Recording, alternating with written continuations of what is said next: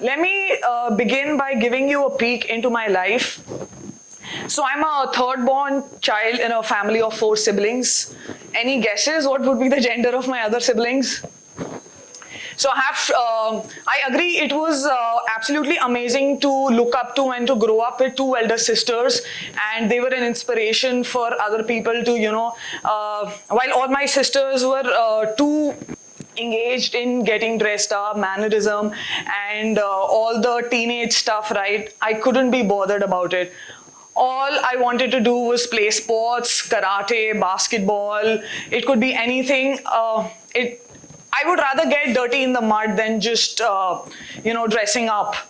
So naturally, all my friends were boys because I liked competition in sports, and there weren't too many women playing sports back then. So, and actually, I had all my friends were boys, and they would come in their motorcycles and scooters to come for practice, right? So it was very natural for me to grow up aspiring that, I would take a motorcycle to college one day. And because it was so common, I would play with these boys and nobody would ever judge me for being a girl and playing out in the field with them. They treated me equally. So when I grew up, I started going to college. I asked my dad for a motorcycle. I told him that, Dad, all my friends are going to college on a motorcycle and so do I. And I'm a very adventurous person, right? I was outdoorsy since childhood, so motorcycles were a thing. And also because I think they're convenient, much cheaper than car, right? And much more experiential. Like, why would I want to take a car to college? So I was very excited about it, but my dad's first reaction was, no, you can't. Delhi's traffic is too bad and your college is really far. I studied in Indraprastha College, Delhi University, and my college was 16 kilometers. Exactly how far that was, and nowadays we travel, I don't know how many kilometers to go to college, but I tried to reason with my dad, but he did not budge. So I parked that thought for a while. I went on to study English literature. I wanted to become a journalist. I wanted to raise my voice. I wanted to change the things that bothered me instead of just sitting and cribbing about them. Honestly, I wasn't very great at academics in school, but I was very, very passionate about sports and the aspirations that I had within.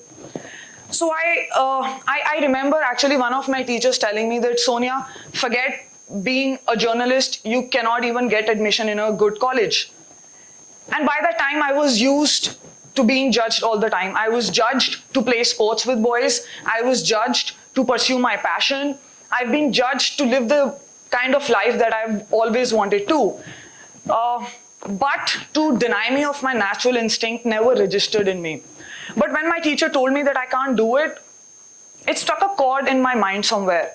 I made smaller goals to achieve bigger dreams. I knew to become a journalist, I needed a good college, and to get into a good college, I needed good grades. So I studied doubly hard. I put in more extra practice hours. I represented Delhi for basketball, and I secured a seat in one of the best colleges in Delhi. So I was happy, okay? And after that, I ended up being an intern with ESPN Star Sports. So my life was perfect. To me, sports plus journalism landed. Sonia, you're there. I was very happy, very excited about it. Then I moved on to report for Bloomberg UTV, Power News. I started taking interviews of higher officials, politicians. But while I was at my job, I realized that I'm not able to make the difference. It's either going to take me at least 10 years or to keep shut for a really long time to really make a difference. I could not just sit there and not be honest in my interviews. I wasn't happy. I mean, I knew that I'd achieved my first dream, but I wasn't happy. But I knew that, if I keep continuing, I'll reach someplace. If not exact, but someplace close. So I kept going on. And one of these days at work, I just get a random text on my phone, right, which we all ignore, like a spam. But it had the name bike in it, and it said the price was a Yamaha bike. And all my childhood dreams came back rushing to me, and I was like, Sonia, you have to have this.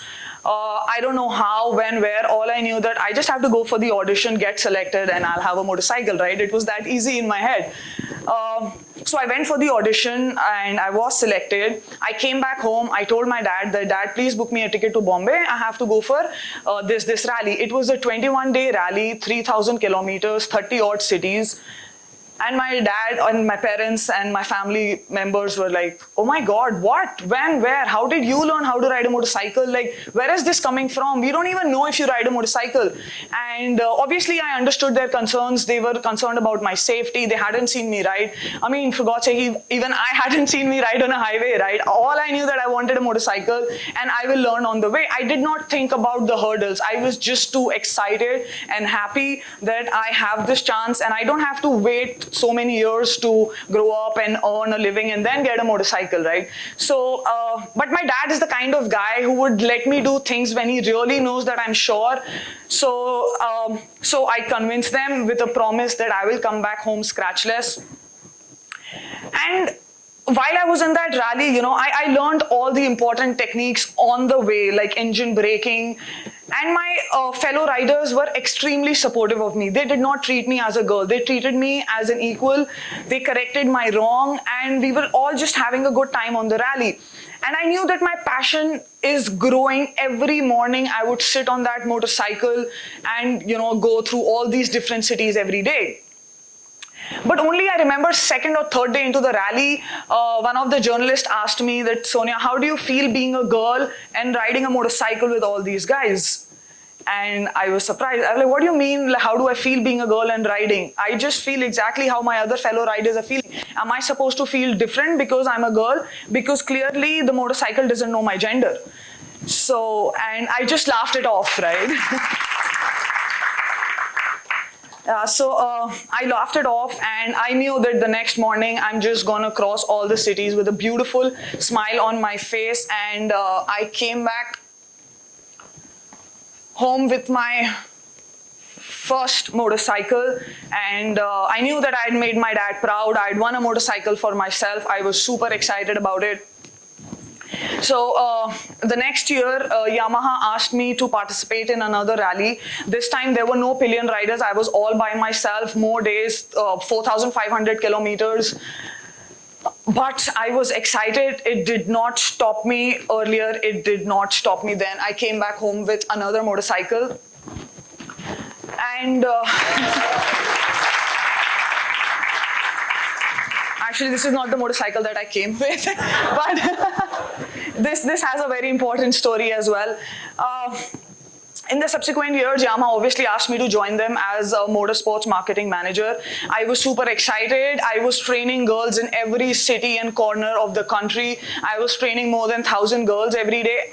I was super happy, and I was, you know, like, yes, Sonia, I'm sorry, wait for it. I was super excited. Yes, Sonia, you've achieved your dreams. You're making a difference. You're happy doing what you're doing.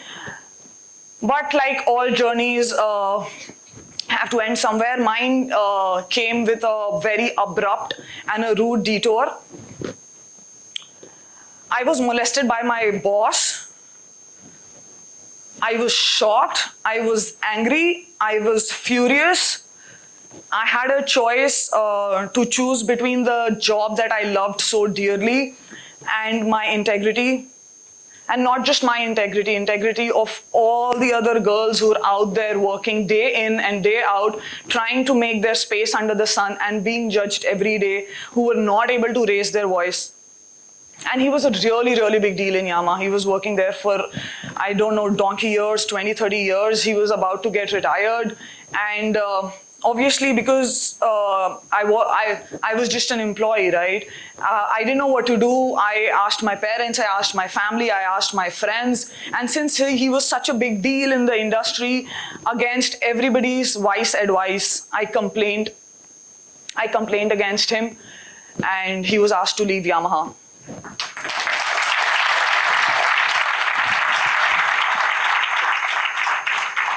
But I remember very, very clearly, as soon as he was asked to leave, he came up to me, he threatened me, he told me, Sonia, I'm going to ruin you. You shouldn't have done what you did. This would probably be your last job. I was scared, okay? And I could not look up to him. But a very, very strong voice within me told me that, Sonia, He did not make you. He cannot break you.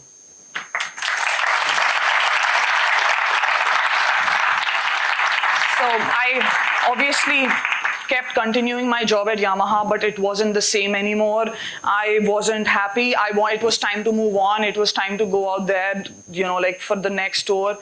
So I had a couple of options. I picked the best one. My salary was decided. My date of joining was decided. Only a very, very small formality of reference was left.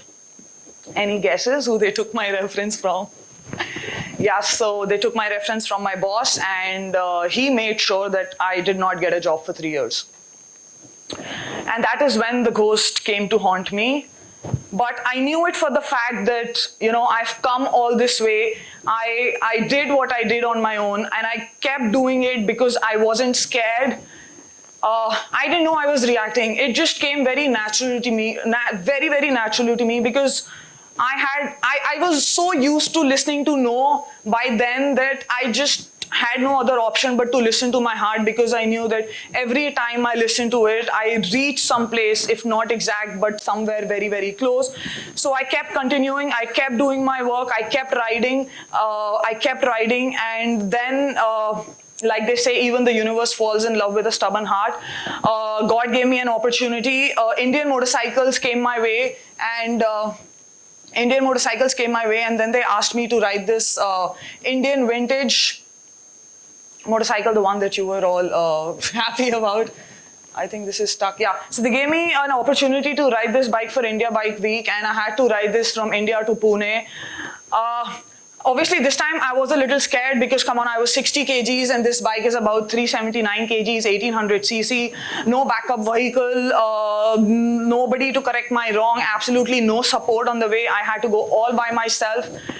But the moment I sat on it, I knew that I'm going to be excited and I'm going to reach the India Bike Week with the biggest smile on my face, with everybody watching, this girl just, rolling out on the Royal Chariot, and I reached India Bike Week. I was happy, I was excited, and I remember a very nice story that on the way, I stopped to refuel my bike, and I think I was in Jodhpur, and I took off my visor, and there was a bunch of kids, like must be 15, 20, and then they came running towards me, and they were like, hi ma'am, can I please have your autograph?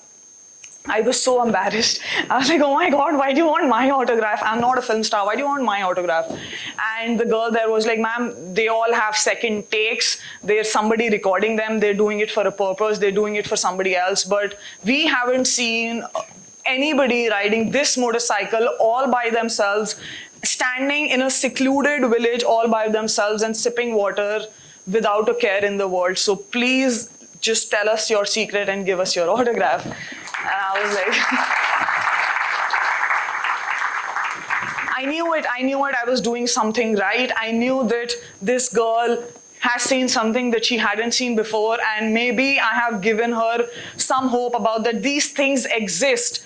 These things exist. There are so many opportunities that we have to decide for our own self. So obviously it was amazing. I came back and the showroom guy tells me that, ma'am, this bike has started selling a lot, only because people now tell me that if that girl can take this motorcycle from here to Pune, I can at least ride it in a city. It's not a big deal anymore. So I was extremely happy about it. So now what next, right? I've ridden these motorcycles. I don't have a job. I really want one job. But then I kept getting projects. I got a project called India in 0 to 100 motorcycle. I finished, I rode 100 different motorcycles. I was extremely happy. I got a Limca book record, and I remember I was hired for a company to do 50 motorcycles, and another person was supposed to ride 50 motorcycles, and we did a really good job. And but when I came back home after riding 50 motorcycles, I wasn't as happy as I was when I rode this motorcycle, because 50 motorcycles was for my self-gratification, right? It didn't do anything to other people. I mean, anybody can ride. If I can ride 1 or 2 motorcycles, I can probably ride as many. But I was very happy. I did not have anything to share. So I thought, I have to make this a record. I have to do 100 motorcycles. I have to do something that other people might think that yes, even we can because she did it there, so why can't we? So I had to do it, right? So then I discussed it with this guy that, we could do 50 easily, let me just do 50 more and I'll get a record. And he just said one thing that I've been listening since my childhood. No, Sonia, you can't do it. And I was like, challenge accepted. So I was like, I went home, I finished my 50 other, got a record. The moment I published my record, I got a text from the same guy telling me that you're a liar, you did not ride 50 motorcycles, this is a fake, and you know what happens to people who have fake records? Also, you did not give us credit for the record. And I was like, decide, mister, do you want to be a part, do you want to be a part of fake record? Or what? Like, you just said that I did not create the record and now you want me to mention your name because of it. And I was like, okay, never mind. I'm like way past that stage now. It's just more motivating when people say that, no, you can't do this. So now I kept riding motorcycles. This was Yamaha, all kinds of different motorcycles that I rode for Limca record. And now I had done India, right? Like, India was done. I did my ride to last Indian village. It was one of the best rides because this time the weather was extreme. The motorcycle was 900cc. Everything was awesome. I had the best time. I was making money out of riding motorcycles now. Yes, that's right. People were paying me money to ride their motorcycles. I was there. So now this was for me, right? I've done the length and breadth of the country. What next? Everybody's dreams are to go international.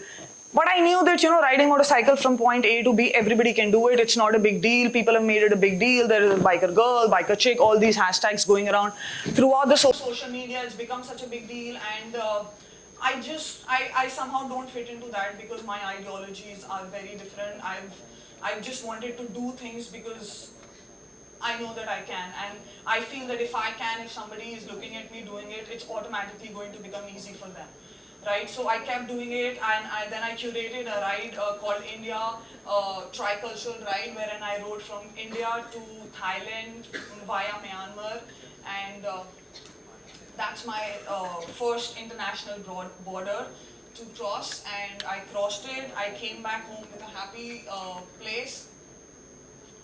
This is Thailand, and Japanese in Thailand, when they greeted me, they were like, oh my god, you're a girl? I was like, yes, son, I am. But, and they didn't know that I was, so it was very surprising. They'd made arrangements that way. They got me men's jacket and all of that. But it was exciting till date. I don't know why people sometimes treat me differently because I'm a girl, and it's only outside the riding fraternity. Inside the fraternity, everybody's equal, everybody's one-to-one. So it's been an amazing ride, and 2019 has specifically been really, really amazing for me. I work for Patrika News now. I'm the auto head. I take care of their YouTube channel. So I'm back into journalism again. I'm doing my auto thing, and it's just been amazing. And that's been my journey so far. And the point of all of this is only you and only you know what your limitations are. Just don't let anybody tell you what you're worth. Go for it. Take chances, because nobody told Rossi that he's going to be a Rossi one day. Nobody told Michael Jordan that they're going to be Michael Jordan. He's going to be Michael Jordan that day. They're who they are only because they kept going on. They refused to give up, and so do I. I just refuse to give up. I hope you guys refuse to give up as well. Thank you so much, guys. It's been wonderful. Thank you.